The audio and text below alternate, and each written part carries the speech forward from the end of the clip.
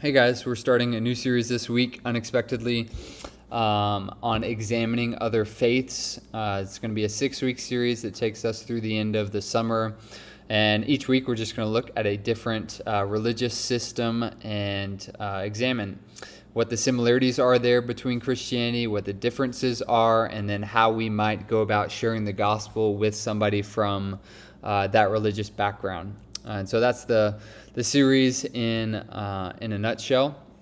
This week we are starting with Catholicism, the Roman Catholic faith.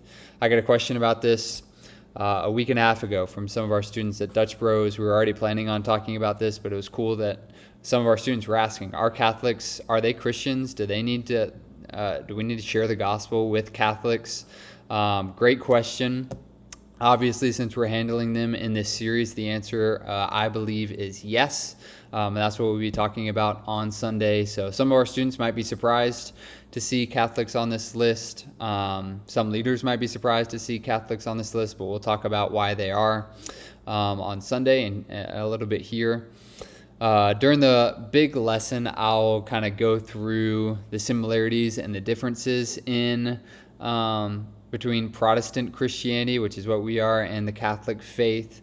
And then I'm going to leave how would we go about presenting the gospel with a Catholic friend or neighbor for discussion groups. Maybe this is a pattern that works throughout the whole series. I kind of like doing it that way if we can, where we'll talk about similarities and differences in a big group, and then the small group will spend a decent amount of time taking that information and then saying, what should we take out of this in order to have a healthy gospel conversation with somebody from this religious background. So that's a big part of what you guys will do. There's only 3 questions this week, but I think they're 3 sizable enough questions that should be able to fill a good chunk of your time. So the first question is to look and examine Matthew 16, 13 through 20, and then try to see. I'll have already presented kind of how the Catholics interpret this passage and how a big doctrine within the Catholic Church is built off of this passage. And you'll look at other possible interpretations and just get students to take a hard look at this text. This is the passage where Jesus asked the disciples, "Who do you say that I am?" And they say, some say John the Baptist, some say Elijah, some say another prophet. And then he says, "Who do you say that I am?"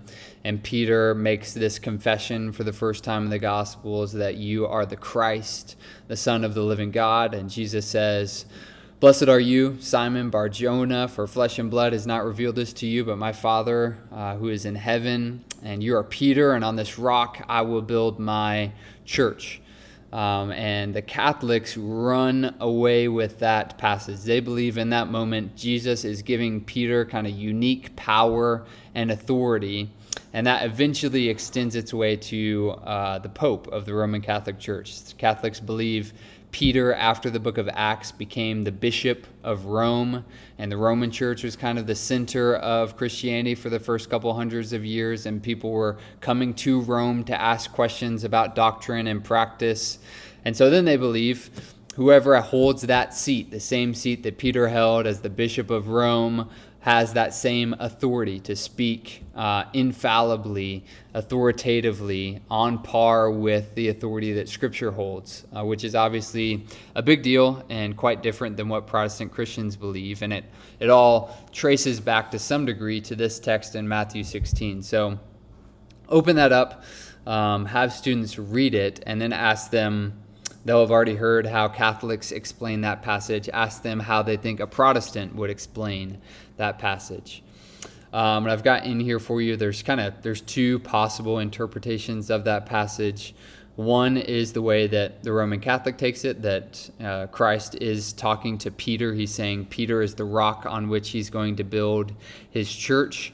Certainly, Peter goes on to play a semi-significant role in the building of the early church, though he's not the only figure that's involved by any means. It could be argued whether or not he's even the most important figure in the early church. So that semi plays out, but not totally plays out. Even if you go with that interpretation, which is plausible, you're several huge leaps away from getting to the Pope today, who held this seat that maybe Peter held after the New Testament, has the same authority to speak infallibly for God on par with Scripture. So it's possible to hold that interpretation and not, take it anywhere close to the direction the Roman Catholic Church takes it. Another interpretation that's equally as possible, the grammar makes it open for either of these to have happened, is that Jesus was actually talking about the confession that Peter made being the foundation of the church. When Peter confesses Jesus is the Christ, the Son of God, he's saying that's the foundation, that's the rock, that's what the church will be built on. And a lot of Protestants would explain that passage that way instead. So this is just a good passage for us to look at. It's a core, pretty big difference between Protestant Christianity and Catholicism. But the big difference we're going to focus on, the huge difference that leads me at least to say that Catholics, we do need to share the gospel with Catholics. They're not born again followers of Jesus, that I'll talk about in our big group, is the different view that they have on justification.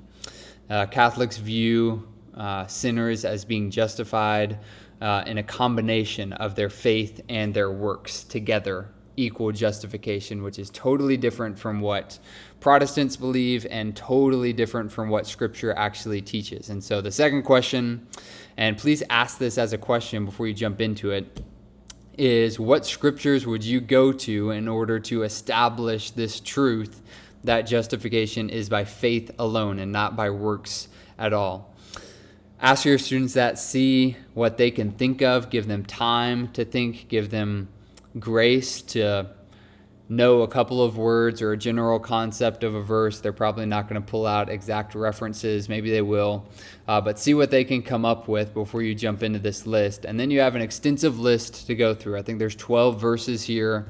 It is worth going through all 12 of these verses, assign each student one or two, and read them and just see how pervasive and central this truth is in the New Testament. That it is absolutely vital that we understand it and protect it and believe it. And that changing this truth is changing the very center of what it means to be a Christian. That's kind of how to be the closing point of the large group lesson, and you'll be supplementing that in question number 2, building up this doctrine of justification by faith. And then the last question is, taking all of that, how would we have a conversation? How would we share the gospel with someone who is a Catholic? And certainly there's a lot of different ways we could go about this. Certainly every person is different. Every situation is different. And so there's no cookie cutter approach that we can come up with, but we can kind of brainstorm together what this might look like. And so I've got a couple of suggestions here. I think students could come up with some great suggestions as well that might be slightly different than this. A big one that is just, it's a good evangelistic tool in general, but especially with Catholics, is to just start out by exploring their faith, asking them what do they believe, what do they really think, tossing out some of these things that you may know / have heard about a Catholic, asking for their clarification on whether or not that's actually what they believe. Again, that's a good practice for any method of evangelism, but particularly with Catholics, there are so many cultural, nominal Catholics who claim to be Catholic, and yet they don't really believe much of anything that the Catholic Church actually believes. And so what we'll be teaching on Sunday is what the Roman Catholic Church actually believes, but that doesn't mean that's what every individual Catholic will actually hold to. In fact, in a lot of cases, that's not going to be true. And so that's an important thing to start. So hammer that home. Obviously, you're going to focus on justification by faith alone. That'll be a key point. Without justification by faith alone, the Roman Catholic Church has, and they don't. If you talk to even Orthodox Catholics that actually believe what the Roman Catholic Church teaches, they don't have any assurance of salvation. They have no confidence that they are going to be saved, or that they are saved presently, because their justification is perpetually building throughout their lives as they do good deeds, righteous acts, as they participate in the sacraments of the church. They're adding to their justification, adding to the work that Christ has already done on the cross, which they think they need to do in order to be justified. And so there's no confidence of salvation, no assurance of that within the Roman Catholic Church. So that can be an important thing to hit on. That is a doctrine of peace and hope. That is also important to Protestant Christianity, and is absent from the Roman Catholic Church. You can explore that. You can probably think of your own. Students will think of their own. That's just a good question to really think and brainstorm on together. So that's what you guys have in discussion groups this week. Let me know if you have any questions, and I will see you on Sunday.